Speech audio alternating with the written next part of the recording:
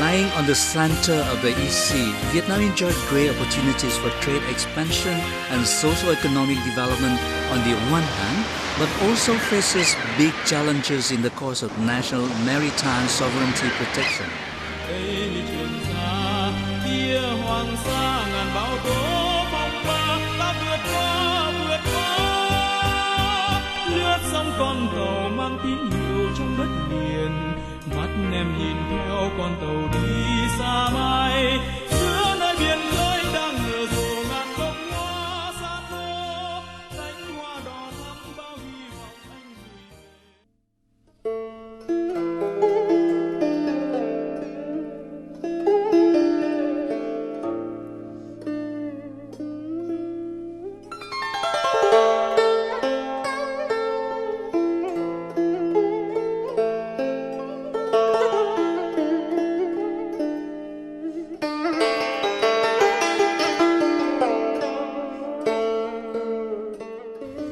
The Nguyen dynasty, the last feudal court in the history of Vietnam, paid great attention to the development of its waters and islands. King Minh Mang, who ruled from 1820 to 1840, left impressive marks on the exploration, management and protection of the country's seas and islands.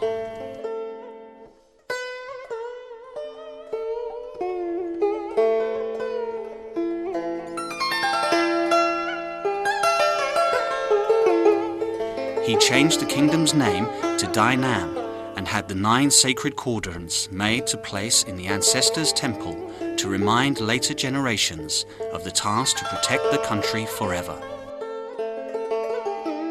The 9 sacred cauldrons are a real piece of art made of bronze depicting all the geographical places, produce and the course of nation building by the Nguyen dynasty, including its exploitation of the East Sea under King Gia Long's court, when the first national flag was flown on the Hoàng Sa, Paracel, and Trường Sa, Spratly, islands to reiterate our sovereignty.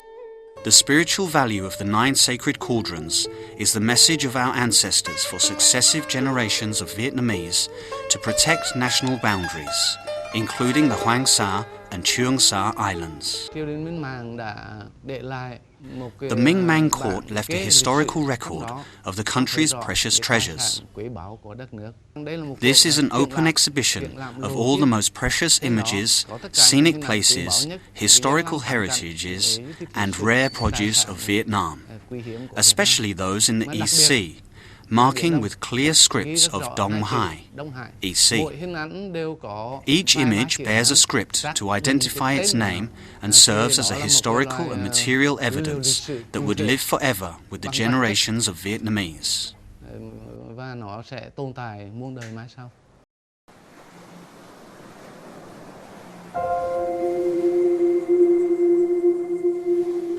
In 1816, King Gia Long officially had the national flags flown on the Hoàng Sa and Trường Sa islands to affirm our sovereignty in these areas. Under King Minh Mang's court, the Nguyen dynasty continued to install stone steels and poles and grew trees on these islands. The Hoàng Sa team, which was also in charge of the North Sea group, was tasked with exploitation, surveillance and tax collection over the population on the island. It also conducted patrol and protected the Hoàng Sa and Trường Sa islands per se. These activities were conducted continuously until the French came to Indochina. Throughout 3 centuries, from the 17th to the 19th, the Vietnamese feudal state had incessantly observed its sovereignty over the Hoàng Sa and Trường Sa islands in a peaceful, continuous way without any objection or dispute from any other country.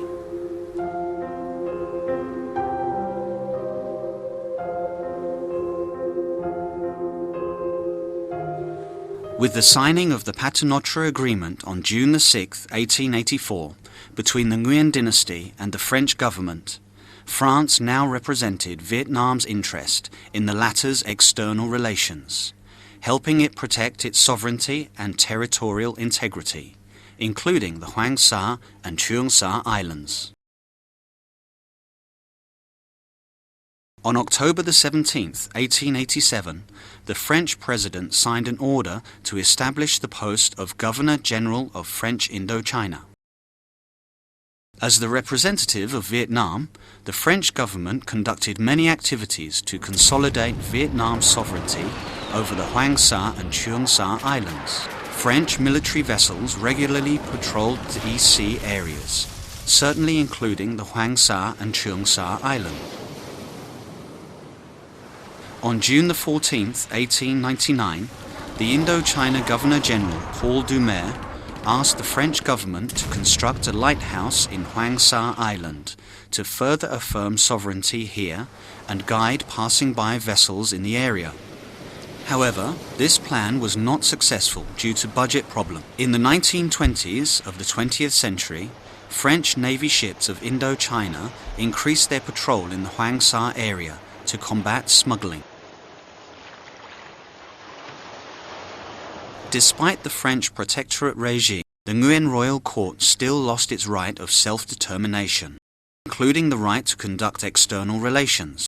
However, this royal court continued to enjoy nominal representation of the country. As such, when the government of the Republic of China requested the provision of data on sovereignty over the islands in the East Sea, the court's Minister of Defense, Tân Chong-hui, on March 3, 1925, represented the royal court in Hue to reiterate Vietnam's sovereignty over the Hoàng Sa Islands in an official letter, which wrote, "The Hoàng Sa Islands always belong to Vietnam, and this is undeniable." This was further confirmed in the report dated January 22, 1929, of Le Pho, the French governor in central Vietnam. He wrote, Tân Chong-hui, former Minister of Defense, who died in 1925, confirmed in his letter dated March 3rd that year that these islands always belonged to An Nam, i.e. Vietnam. There was nothing to dispute over this issue.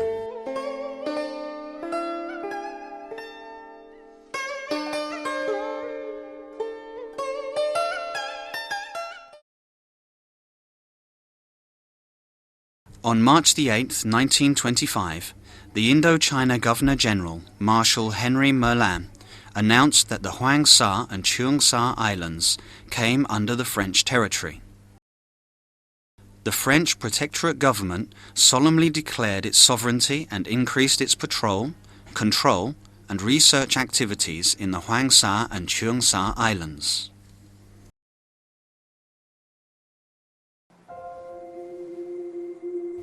In 1925, the Department of Fisheries of Oceanography of Indochina dispatched the De Lanassan ship to conduct oceanographical survey in the Hoàng Sa Islands. Apart from Dr. A. Krempf, the then director of the department, the team also had other scientists like Delacour, Jabouille, and others to make the geological and biological researches here. After 2 years of study, Dr. Krempf, director of the Oceanographical Institute, came to the conclusion that the Hoàng Sa Islands are part of Vietnam.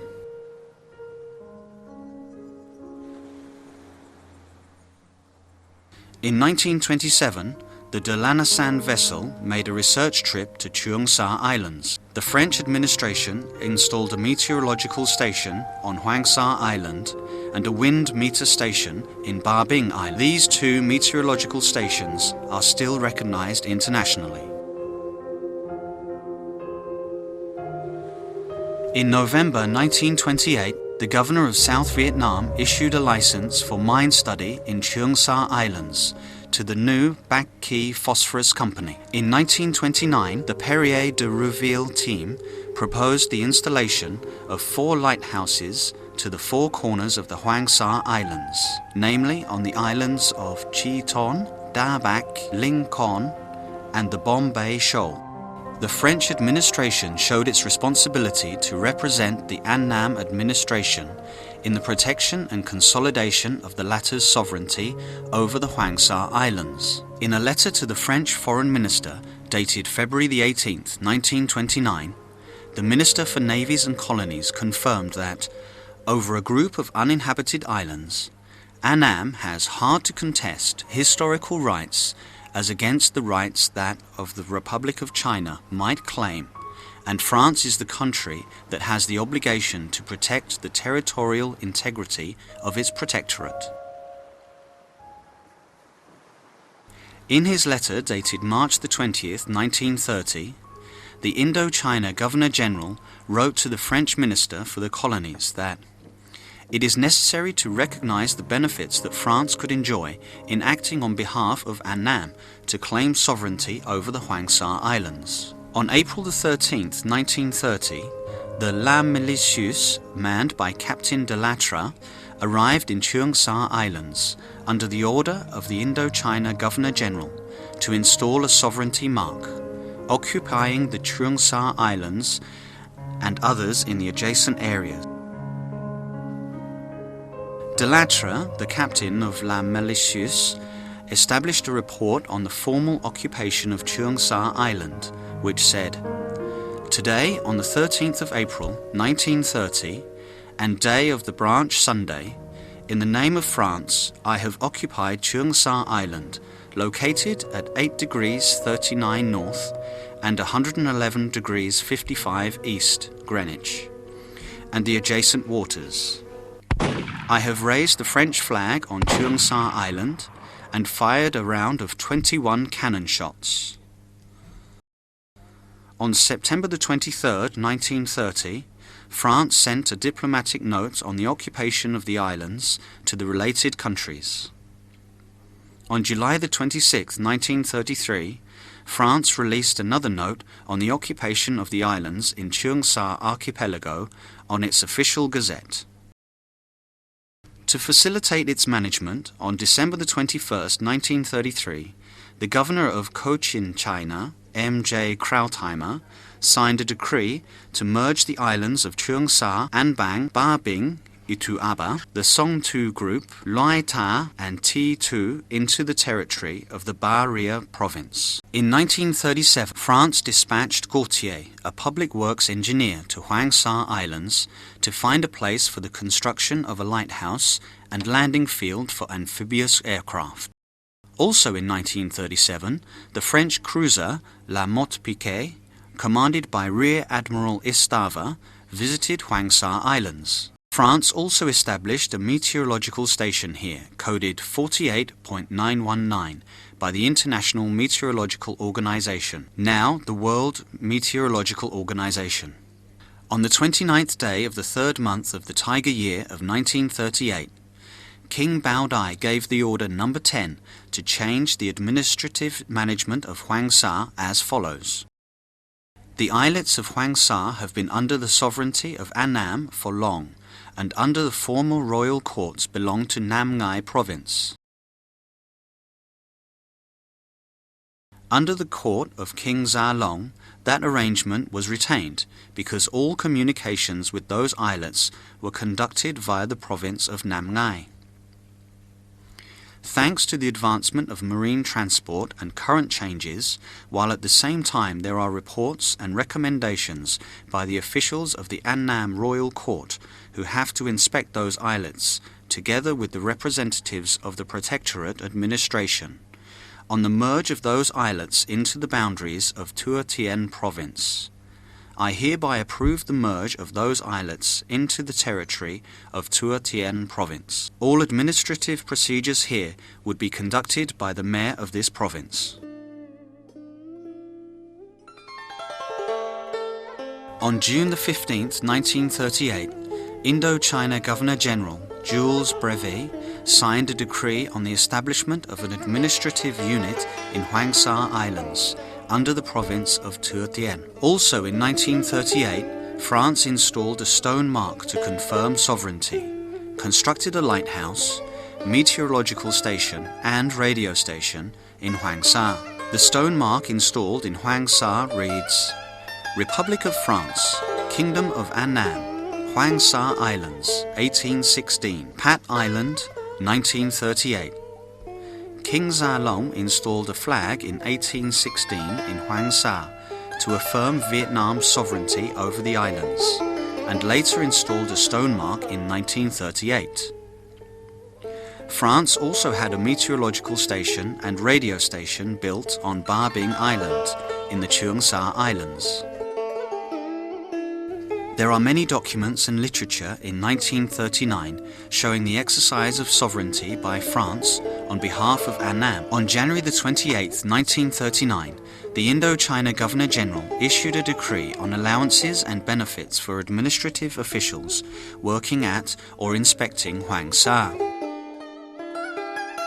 There was another order on the award of honourable title to Mr. Louis Fantin, in charge upon his demise due to fever in Hoàng Sa in February 1939.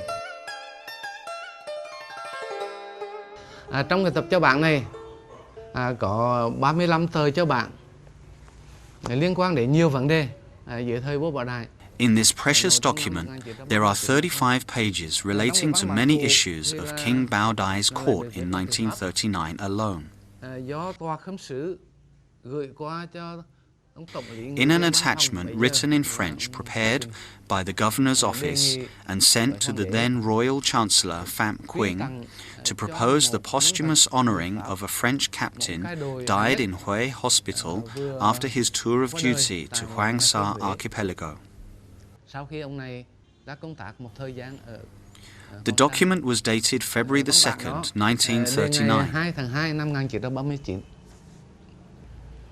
Để sau khi vua Bảo Đại đọc xong cái văn bản này thì thấy rằng mặc dù ở đây là có yếu tố ngoài nhân. Having read the document, King Bao Dai noticed that despite the foreign element of the issue, as although the French were dominating Vietnam, but Louis Fontaine participated in the protection of Hoàng Sa, the king wrote, adopted with a BD signature, i.e.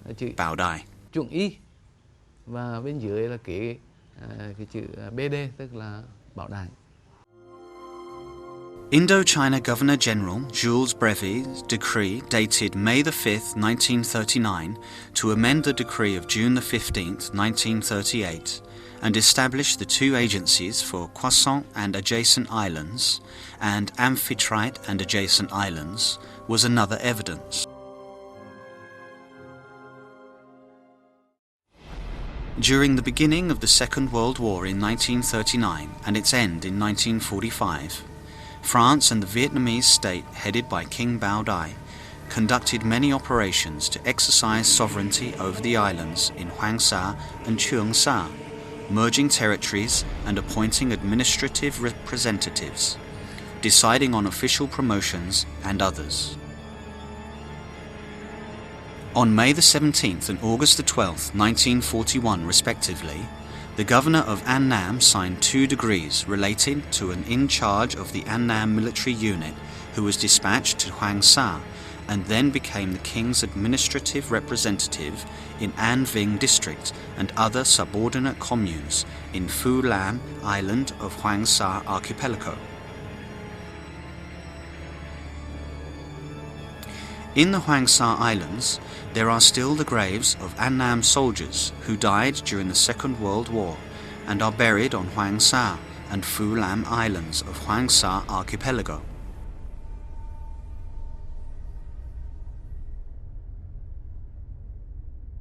On behalf of the Protectorate Government of Vietnam, France also conducted a number of diplomatic activities to affirm sovereignty over the Hoàng Sa and Trường Sa archipelagos. On December the 4th, 1931 and April the 24th, 1932 respectively, France expressed its objection to the Chinese government over Guangdong administration's intention to invite bids for the exploitation of guano in Hoàng Sa Islands.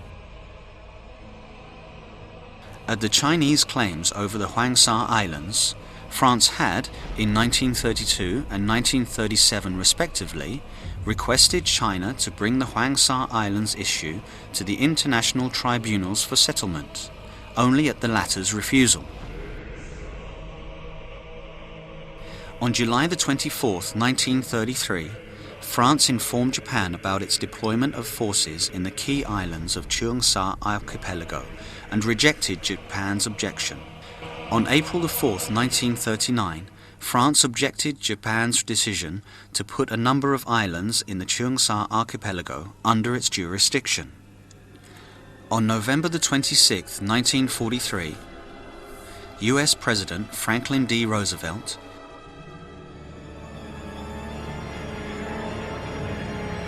British Prime Minister Winston Churchill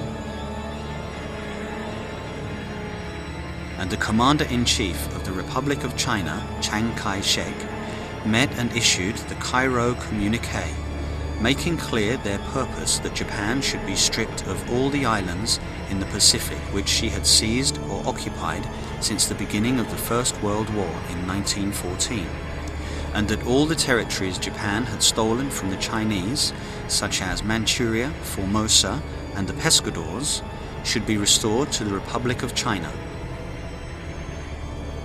Chiang Kai-shek, representing China at the conference, did not, however, mention in any instances of the Hwang-sa and Cheongsar archipelagos.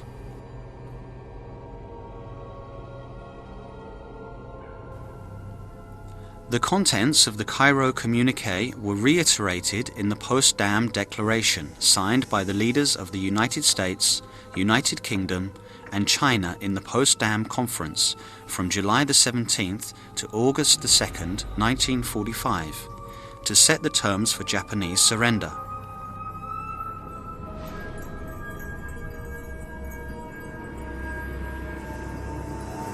The Potsdam Declaration signed by Chiang Kai-shek, Chinese representative, did not mention the two archipelagos of Hwang-sa and Cheongsar either.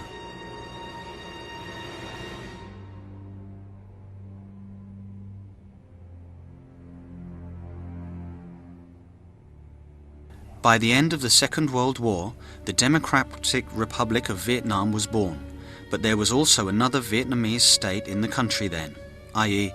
the administration of former King Bao Dai under French protectorate. France continued to act on behalf of that administration to exercise sovereignty over the archipelagos of Hwang-sa and Cheongsar until the conclusion of the Geneva Agreement of 1954. In May 1946, the French High Commissioner in Indochina, Admiral D'Argen Lu, ordered his naval forces to reoccupy the Hwang-sa Islands, writing in his order, "I have decided to let your ship to conduct surveillance operations in Hwang-sa Islands to prepare for the reoccupation of this French colony."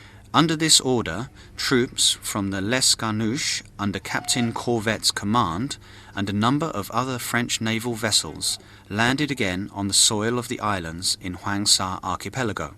Also in 1946, France dispatched the Chevreul ship to Barbing Island to install a sovereignty seal in Cheongsar archipelago. Later, Chiang Kai-shek forces, under the excuse of demilitarizing the Japanese forces in Indochina, sent 4 naval ships to Barbing to occupy the island in December 1946. In 1947, France requested Chiang Kai-shek's ROC forces to withdraw from the islands in Hwang-sa and Cheongsar archipelagos they illegally occupied since the end of 1946. France also deployed its forces to replace these forces and had the meteorological and radio stations rebuilt here. At the same time, France sent a diplomatic note to China confirming its sovereignty over Hwang-sa and requesting for the 3rd time that China should settle the dispute over Hwang-sa by international arbitration. However, China again refused because it never had any legal basis to prove its groundless claim. In 1949, the World Meteorological Organization recognized the meteorological stations built by France in the Hwang-sa and Cheongsar archipelagos, including the Phu Lam, coded 48859, Hwang-sa, coded 48860, and Barbing, coded 48919. In April 1949, the head of Chancery of King Bao Dai, H.H. Bu Lok, openly reiterated Vietnam's sovereignty over the archipelagos of Hwang-sa and Cheongsar in a press conference. At the same conference, the French High Commissioner also recognized that the two archipelagos of Hoàng Sa and Trường Sa were parts of the Kingdom of Annam and supported Vietnam's position on this dispute. A noteworthy event took place in 1950, that the forces of Bao Dai's national government replaced the French to manage the two archipelagos. In June 1950, the governor of central Vietnam, General Phan Van Giao, visited Hoàng Sa, and in October that year, he again came to Hoàng Sa to chair the handover ceremony and made a personal report to the Premier, Trần Văn Hữu, saying, "I was deeply moved that my presence amongst the Vietnamese military units provided a certain amount of influence to their morale on the day they took charge of this heavy mission."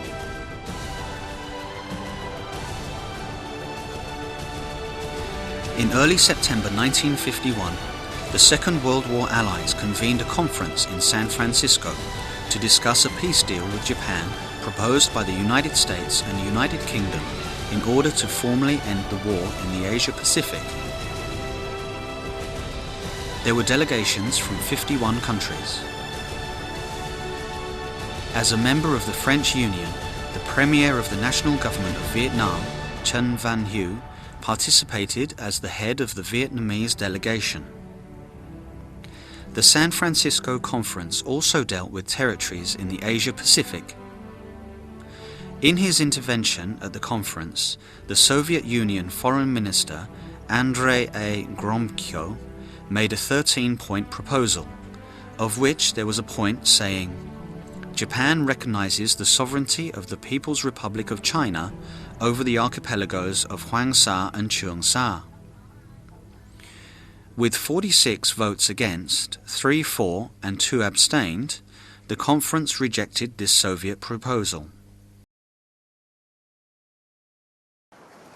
Right after that, Premier Trần Văn Hữu, head of the Vietnamese delegation, made an intervention at the conference on September 7th, 1951, reiterating Vietnam's sovereignty over the Hoàng Sa and Trường Sa archipelagos, underlining that, "And as it must be frank to take every opportunity to stifle the seeds of discord, we assert our rights over the Paracel and Spratly Islands that historically were part of Vietnam." All the 51 delegations did not object to the statement of sovereignty of the Vietnamese delegation. In the Treaty of San Francisco, Article 2, Japan renounces all right, title and claim to the Spratly Islands and to the Paracel Islands, i.e. Vietnam's Hoàng Sa and Trường Sa Islands. On September 8, 1951, participating nations at the conference signed the San Francisco Peace Treaty with Japan. The international recognition of Vietnam's sovereignty over the Hoàng Sa and Trường Sa Islands at the San Francisco Conference was an event of important significance in a series of events proving the process of establishment of sovereignty and the peaceful and incessant occupation in reality of the Hoàng Sa and Trường Sa Islands by Vietnam.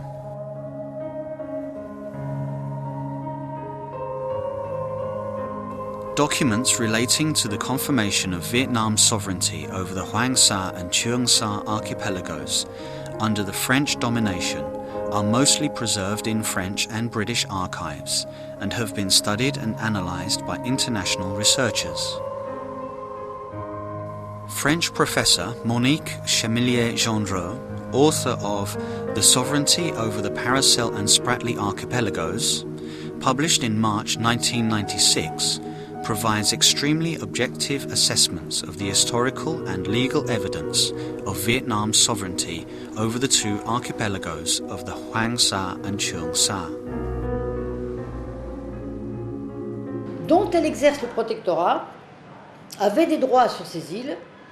France discovered that Annam, the country under its protectorate, had established its sovereignty over these islands, and therefore France should act on Annam's behalf to assert this sovereignty over these islands, and they had clearly declared that.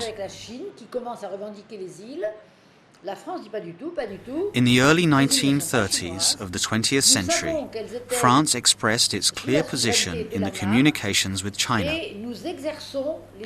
In a document sent to China in 1932, France explicitly reiterated that these islands did not belong to China, but the sovereignty here fell into the hands of Annam, and France as its protector. Pour les Spratleys, c'est un peu différent, parce que comme elles sont géographiquement un peu plus au sud, in a document sent to China in 1932, France explicitly reiterated that these islands did not belong to China, but the sovereignty here fell into the hands of Annam, and France, as its protector, would exercise this sovereignty over the islands. France sent survey teams, built lighthouses, and established military posts on these islands. In 1930, France sent a military ship to occupy Trường Sa Island, and in 1933 expanded its occupation to a group of islands in Trường Sa archipelago. All through the 70 years since the signing of the treaty with the Nguyen's royal courts in 1884, until the conclusion of the Geneva Agreement in 1954 to end the colonial time in Indochina, France acted on behalf of Annam to exercise sovereignty over the two archipelagos of Hoàng Sa and Trường Sa, and at the same time rejected all claims from all other countries over these two archipelagos. When it left Indochina, France handed over the management of Hoàng Sa and Trường Sa to Vietnam. Vietnam's sovereignty over these two archipelagos of Hoàng Sa and Trường Sa was recognized at the San Francisco Conference, an important international event to settle territorial issues after the Second World War.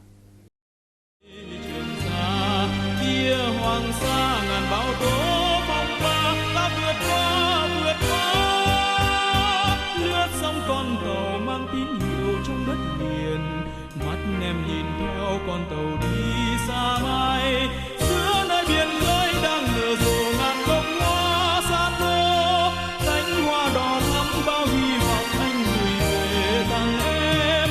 Ơi ánh mắt em yêu như biển xanh, như trời xanh trong nắng mới, nhớ cả dáng hình em mùa gặt nặng đôi vai, sóng dù mối tình đời thủy thủ càng thêm vui. Đây con tàu xa khơi, đây con tàu xa